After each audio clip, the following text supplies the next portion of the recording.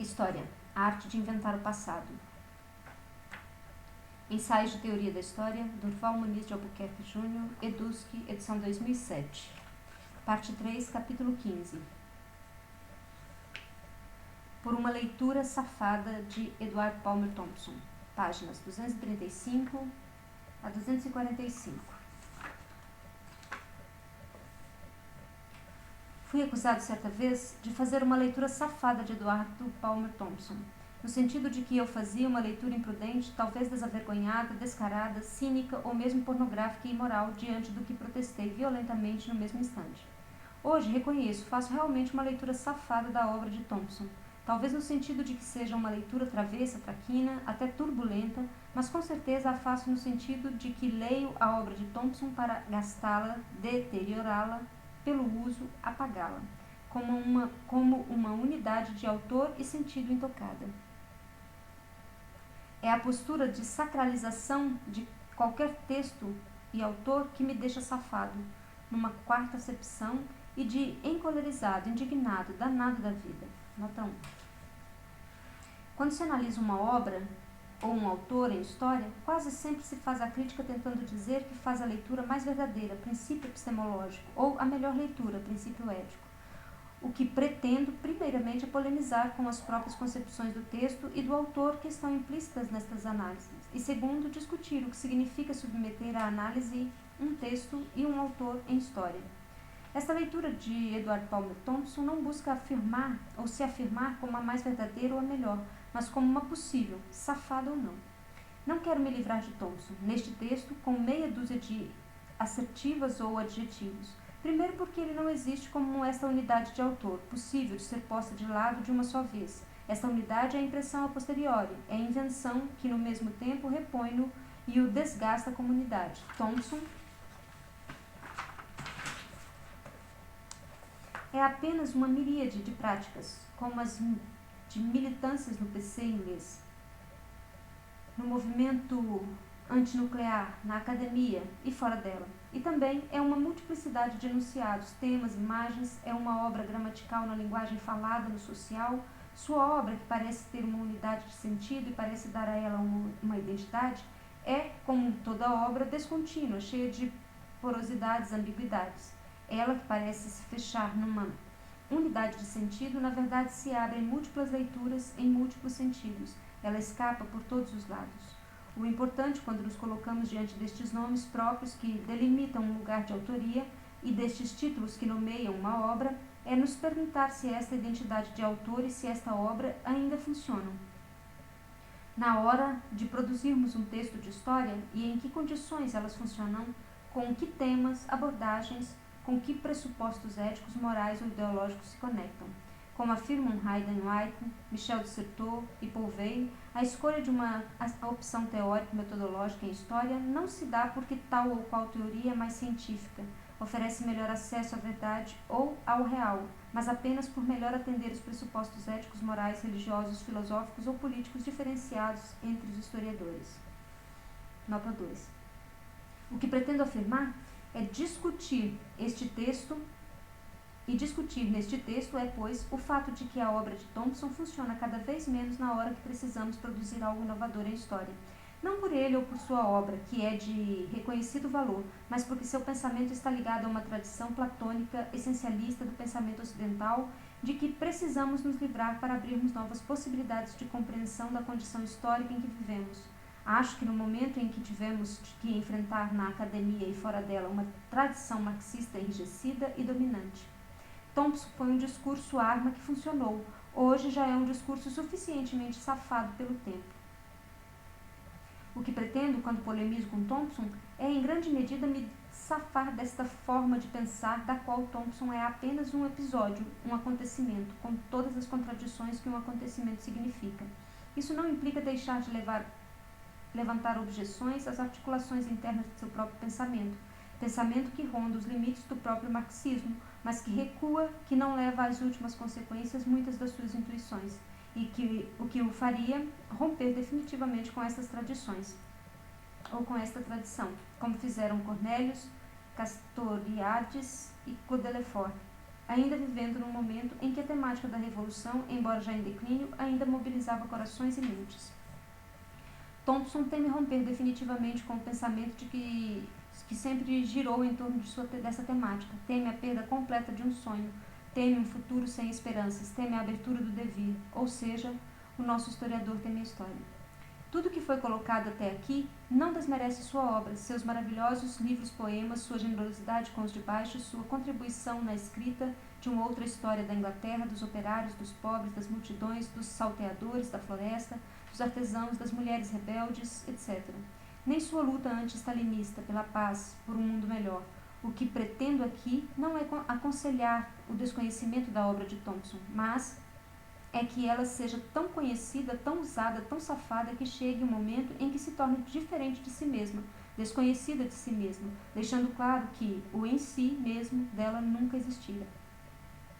Desde o modernismo foi posto em questão o estatuto da linguagem e com ela o estatuto do próprio real. A linguagem deixa de ser vista como elemento neutro destinado apenas a copiar um real que estava fora desta, passando a ser vista não só como um constituinte, mas como um instituinte do real. Toda escritura seria, pois, ontológica no sentido de que funda um real e institui-o ao ordenar, dar sentido e significado a uma empiria. O real seria inseparável de sua escrita, de sua representação. A dicotomia real, a representação, no entanto, ainda atravessa toda a obra de Thompson, estando neste aspecto muito próxima ainda do marxismo clássico. Ora, Thompson duvida da existência de um real do passado que é passível de ser apreendido pelo historiador, chegando em algumas formulações a trocar piscadelas com o positivismo na sua pretensão de conhecer o passado tal como ele foi. Diz ele no prefácio do livro Senhores e Caçadores que, ao tratar nos últimos capítulos de personagens como Volpe, ou Walpole, Partage ou Lord Hardwicke, do sistema jurídico e da ideologia Whig, fê-lo com o mesmo azedume ou de forma muito semelhante com a qual os viam na sua época William Shorter e o agricultor Berkshire, ou John Hunterdinck, o estalajadeiro de Richmond, nota 3. Ora, mesmo considerando-se possível que um azedume atravesse mais de 200 anos, ele com certeza chegará muito diferente às nossas narinas e ao nosso conhecimento. Primeiro porque, para chegar até nós, este azedume deve ter sido materializado em textos, imagens e ações que possuíam uma intencionalidade em sua época, que estavam submetidos às relações sociais que já deram a este azedume variadas ou variações de formas e intensidades, muitas não captáveis para nós. Segundo, porque nossas narinas, nossos olhos, nossos valores e formas de pensamento não são mais os mesmos de 200 anos atrás. Ou seja, nossas narinas são incapazes de sentir um azedume de 200 anos. Nosso conhecimento é incapaz de reproduzir tal azedume na forma como ele foi sentido em sua época, ou mesmo se aproximar da produção da mesma sensação. Há uma descontinuidade entre nosso presente e nosso passado, que é impossível de ser superada. Não só neste momento, mas em muitos outros de sua obra, Thompson parece ter uma visão ingênua das fontes históricas que parecem ser o real e não versões deste. Ainda neste prefácio, ele dirá que seus pressupostos e preceitos em relação ao período estudado foram corrigidos pelas fontes como se estas fossem também fruto de pressupostos e preconceitos, cabendo ao historiador tentar inventá-los. Nota 4. Talvez isto se deva à tradição empiricista da historiografia inglesa, tradição que Thompson tanto defendeu em contraposição à tradição teórico-francesa em textos como As Peculiaridades dos Ingleses e A Miséria da Teoria, nota 5. Claro que há críticas ao estruturalismo audseriano e sua teoria sem história foi fundamental para o retorno da pesquisa histórica e documental no seio da tradição historiográfica marxista, como também para se fazer a crítica a um marxismo preocupado apenas com a aplicação de modelos fechados em que a pesquisa histórica e um dado empírico tinham pouca importância. Ao falar em Walpole, ou mesmo em John Hunterdinck, Thompson trata de seus personagens históricos como sujeitos históricos concretos, e não como um feixe de interessadas e esmaecidas imagens, como uma multiplicidade de identidades construídas por suas práticas, seus discursos e as práticas e os discursos de seus contemporâneos. O mito do indivíduo moderno vem, neste momento, alojar-se no seu pensamento. Não quero dizer com isto que eles realmente não tenham existido, mas sim que o que chega até nós são fragmentos dessa existência, são momentos iluminados e guardados por alguma forma de escritura e, portanto, devemos nos interrogar antes de tudo sobre o porquê de terem sido escritos numa história, numa memória, num determinado momento. Os sujeitos históricos são-no, não apenas na medida em que têm uma história, mas que são construídos pela história, como nos diz Marguerite Yourcenar. Cita: a palavra humana nos chega do passado por pressuposições sucessivas aos tropeções atulhadas de mal-entendidos, apodrecidas, desgastadas de omissões e incrustadas de cacos, graças apenas a alguns homens como Beda, o contemplativo, ou Alfredo, o homem de ação, que tentaram, na ordem ou na desordem quase desesperada dos infortúnios do mundo, consertar ou conservar e transmitir o que lhes pareceu digno de assim ser feito. Nota 6, fim da citação. E eu pergunto, e todos aqueles fatos e nomes que não foram considerados dignos de figurar numa narrativa ou não deixaram vestígios de qualquer forma de expressão, existem para o historiador ou para qualquer um de nós? Claro que não. Antes, pois, de serem sujeitos de algumas ações históricas, os personagens históricos são sujeitados, isto é, produzidos como sujeitos pela história. Thompson não resgata sujeitos, mas os recria por motivações que são absolutamente contemporâneas. No pensamento marxista, como em toda esta tradição do pensamento ocidental, as ações são fundadas por sujeitos que são antes de terem consciência de que são. Neste aspecto, as reflexões de Thompson são bem confusas. Por exemplo, ao tematizar a questão da classe, o sujeito clássico dos fatos históricos, no marxismo, Thompson parece inovar ao colocá-la como um acontecimento na modernidade, como um fenômeno histórico e não como uma estrutura ou categoria, cuja ocorrência só se demonstrava nas relações humanas, não sendo apenas uma função secretada pelas relações de produção, como no marxismo clássico. Ele permanece preso, no entanto, a uma visão ahistórica e intemporal da classe, ao pressupor a existência de lutas de classe que, como na tradição marxista, atravessaria toda a história e seria seu motor. As classes lutariam antes de serem classes, seriam as lutas que produziriam as classes. A classe, pois, parece ser uma essência, uma razão, uma necessidade que percorre secretamente a história até se realizar. Estamos novamente nos braços do devir hegeliano, na sua busca pelos telos. Se a classe acontece quando alguns homens, como resultado de experiências comuns, herdadas ou partilhadas, sentem e articulam a identidade de seus interesses entre si e contra outros homens, cujos interesses diferem, pressupõe-se que isto acontece em dada época e em lugares singulares. Nota 7. Se levarmos este raciocínio às últimas consequências, teríamos o questionamento radical não só da noção de classe presente no marxismo, como da teoria da luta de classes como algo universal e transhistórico. Mas este passo Thompson pode ou não quer dar, por pena de invalidar um dos pressupostos básicos do discurso político que está na base da produção de sua obra. Se só temos classe com a modernidade, só existe luta de classe na modernidade. Portanto, a luta de classes não aconteceu ou não antecedeu as classes, mas foram outras formas de lutas sociais que deram origem às classes, como também poderiam ter dado origem a outras formas de hierarquia social. A classe não é este telos previsível da história. Diz ainda Thompson que a classe é um fenômeno histórico que unifica uma série de acontecimentos díspares e aparentemente desconectados tanto na matéria-prima da experiência como na consciência. Nota 8. Neste trecho surgem alguns outros problemas do pensamento de Thompson que merecem ser discutidos. Nele fica nítido que fazer história para Thompson é produzir o passado como uma unidade, como uma totalidade. A história da classe operária unificada, ela é uma totalidade de experiências. O fenômeno histórico, portanto, é pensado como aquele que produz uma identidade de experiências que reduz a diferenças à semelhança, que unifica o dispar.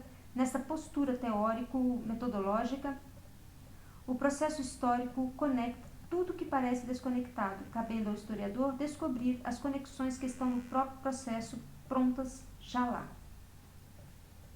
A história para Thompson, como ele mesmo admite, tem que deixar de lado todas as experiências que não interessam, ou seja, que não confluem para a formação de uma imagem coerente, racional e lógica, verdadeira do passado. Tudo que é dispar, caótico, diferente, marginal, deve ser deixado como tal, por não ser essencial para a descrição do processo que desemboca no parecer de um objeto ou de um sujeito, que já se sabia estar pronto a ser o fim desde o início da pesquisa. Sujeitos e objetos não são em si mesmos problemáticos, mas se remetem a problemas sabendo-se de antemão que a classe operária se formou, fez-se. O importante é aprender aquelas experiências que contribuíram para a formação e para este fazer-se. Todas as experiências que no passado divergiram deste caminho, que parecem apontar noutra direção, devem ser deixados de lado, sob pena de não construirmos esta ligação entre nós e o passado, não criarmos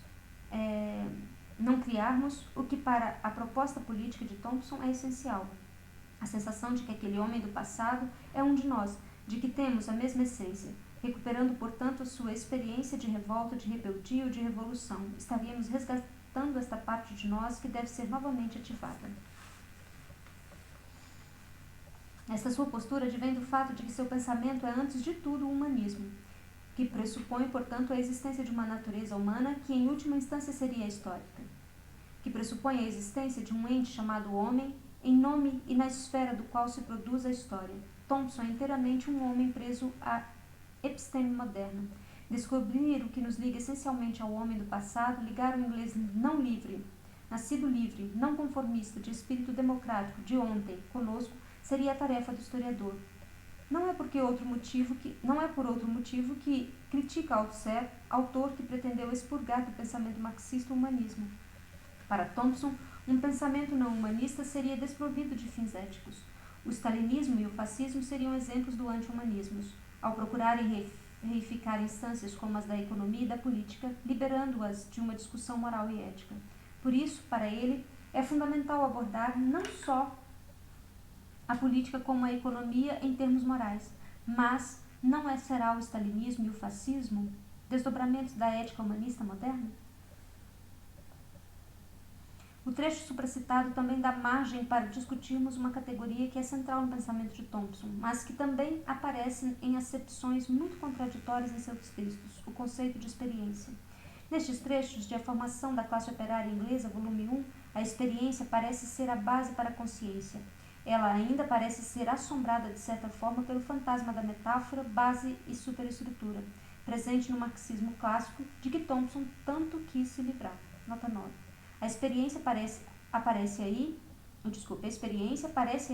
ser equivalente à existência material, ao ser que antecederia a consciência. Parece que nesta passagem a consciência está excluída da experiência. Ora, não é esta a definição que ele nos dá no seu livro A Miséria da Teoria do termo experiência, termo que estaria ausente do marxismo clássico e serviria justamente para mediar a relação entre ser e consciência, eterna e insolúvel, questão para o pensador marxista. O termo experiência permitiria, antes de tudo, rehumanizar a história, trazer de volta homens e mulheres, não como sujeitos autônomos, individuais, livres, mas como pessoas que experimentaram suas situações em relações produtivas determinadas como necessidades e interesses e como antagonismos, e em seguida tratam essa experiência em sua consciência e sua cultura, e em seguida agem sobre sua situação indeterminada. Nota 10. Aqui a consciência aparece como parte da experiência, mas como um segundo momento acontecido pelo ser. Um segundo momento antecedido pelo ser. É, em grande medida, determinado pelas relações de produção. Ora, primeiro aparece-nos o economicismo marxista, que havia sido chutado espalhafatosamente pela porta inteira nas querelas de Thompson, como os historiadores do PC inglês ligados ao stalinismo ou ligados a Althusser. Volta sutilmente pela porta dos fundos da experiência e, segundo a dicotomia entre ser e consciência, não me parece resolvida, tanto que, diante das críticas que este livro recebeu de autores como Stuart Hall e Richard Johansson, Thompson desandou a falar na existência de uma experiência 1, que seria a experiência material determinada pelas relações de produção, e numa experiência 2, que seria fruto do tratamento dessa experiência material na consciência. Nota 11. Tal barafundo conceitual ainda se amplia quando percebemos que a primeira experiência é experimentada como necessidade e interesses, que são parte de uma consciência. Ora, parece-nos que agora a experiência 1 está invadindo a experiência 2, e ficamos sem saber não só para que serve esta divisão, mas como trabalhamos com ela. Além de que a relação entre estes termos, em vez de se esclarecer, só se torna mais confusa. Em A Formação da Classe Operária Inglesa, ao tratar de uma forma específica da consciência, a consciência de classe, novamente a consciência parece ser expulsa da experiência, pois a consciência é forma como a experiência é tratada em termos culturais. Nota 12. Parece-me que ao não admitir que ser e consciência não existem separadamente e que só se é quando e o que se tem consciência de ser, Thompson entra num beco sem saída. E, o mais grave, é constatar que ele, que se proclama um introdutor do termo cultura no marxismo, termo trazido da antropologia, fala de forma no mínimo estranha, pois a cultura parece estar em suas formulações à margem da experiência e da consciência, ou às vezes ser a forma de expressão da consciência, mas nunca da experiência. Esta é sempre tratada em termos culturais posteriormente. O que ocorre, na verdade, é que cultura para Thompson, embora muitos de seus trabalhos possam negar isso, é um nível do social, é uma superestrutura. A cultura é um nível observável da sociedade, fora do econômico, do político e do social. Porque, na verdade, Thompson cai na armadilha do próprio conceito de cultura, que é um conceito reacionário, pois nasceu ligado à dominação imperialista e, portanto, pressupõe homogeneidades de valores, hábitos, costumes, quando estes, na verdade, são fluxos. Não existe cultura, só fluxos culturais, trajetórias culturais. Só o fato de tratar a cultura como um termo que se introduz ou pode ser retirado de um estudo da história já diz muito sobre a concepção de cultura com que trabalha. Sem elementos culturais, nós não poderíamos abrir a boca, levantar toda manhã, nem mesmo saber o que nós dizemos e ouvimos que somos. Tudo é cultura, logo ela não existe. O problema da definição da experiência em Thompson é a expressão em seguida. Nós não somos, para em seguida termos consciência e em seguida agirmos. Fazemos isso ao mesmo tempo, sempre. Nós apenas não somos ou agimos conforme uma consciência ideal, que conquistaríamos em algum momento, mas apenas conforme uma consciência possível, imediata e contingente. Tudo o que somos, somos porque temos uma curta consciência do ser. O conceito de experiência é rico quando ele já pressupõe essas duas dimensões. Afinal de contas, tudo o que nós chamamos de determinações e de estruturas, de relações de produção, são produções em grande parte conscientes dos homens. Outra questão ainda ligada à noção de experiência é a de que esta é sempre reduzida. Em Thompson, a ser experiência de classe, mesmo antes da classe. Existe, pois, para ele, uma experiência essencial, fundamental, antropológica do ser, que é a experiência de ser classe. Nós unificamos toda a multiplicidade das experiências que possamos nos ser classe, mesmo que considerássemos isto um fato para a modernidade ocidental, como faria as experiências de outra sociedade que nos antecederam e nos margeiam. Repetindo, mesmo que considerássemos isto um fato para a modernidade ocidental, como ficariam as experiências de outras sociedades que nos antecederam e nos margeiam?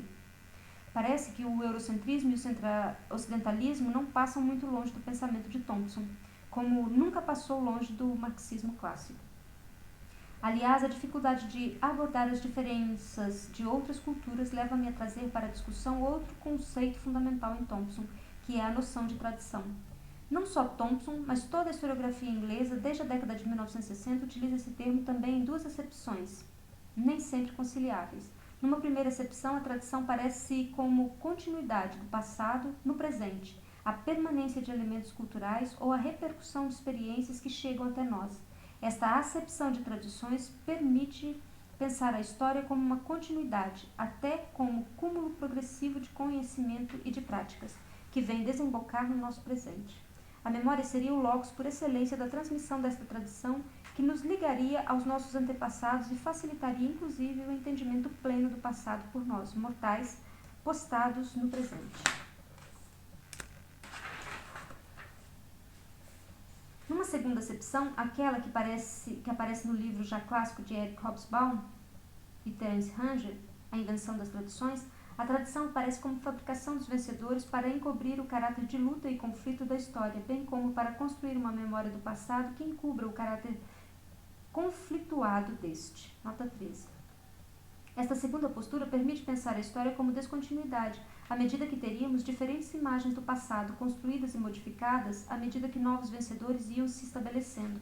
Mas esta descontinuidade do passado, tal como pensa Thompson, deve ser desfeita, deve-se reencontrar, por baixo dessa memória dominante, uma outra memória que permita recontar a história, desafiá-la, num outro sentido. A história retorna como história contínua, mas história contínua dos dominados, que teriam até então suas memórias obliteradas pelo discurso do vencedor. Trata-se, pois, de recontar a história a partir de um outro olhar, o olhar dos dominados, dos de baixo, como se fosse possível ao historiador, que ocupa um lugar específico no social, mudar de lugar e ser um deles, um dos excluídos, dos oprimidos, olhar como eles. Em Thompson, pois, a história tem como pressupostos a ideia de totalidades, de razão, de verdades, de continuidades, de essência, de semelhança. A história é uma ciência que busca elaborar a verdade sobre o real, mesmo que esta seja determinada por múltiplos fatores. A história é encarada como um realismo, porque só assim ela teria condições de intervir no real, sabendo que de fato ele é. Por isso é fundamental que ser e consciência estejam separados, para que, mesmo que sejamos vítimas de uma falsa consciência, o ser da coisa em si fique preservado, garantido para que, com um método rigoroso e um grande volume de fontes, possamos nos aproximar ao máximo de seu âmago. Como o próprio avanço da modernidade, da modernização e do modernismo já questionaram suficientemente esses pressupostos que embasam a obra thompsiana, eu me permito dizer que fazer uma leitura safada deste autor contribui para descobrirmos novos caminhos teóricos e metodológicos, para pensar a nossa realidade, que não é mais como pensava Thompson, porque a consciência dela mudou, embora reconheça, ao mesmo tempo, que sua obra é eterna, porque foi escrita e a escritura é a única possibilidade de eternidade. Notas. Nota 1. Utilizo diversas acepções da palavra safado, conforme o Aurélio Buarque de Holanda, Novo Dicionário da Língua Portuguesa, Rio de Janeiro, Nova Fronteira, 1975, páginas 1258. Nota 2. Hayden White, O Fardo da História, em Trópicos do Discurso, São Paulo, EDUSP, 1994, página 39 a 64. E Michel Dissertot, A Operação Historiográfica, em A Escrita da História, Rio de Janeiro, Forense Universitária, 1982, páginas 65 a 122. E Paul Weil, Como se Escreve a História, Brasília, editora da UNB, 1982.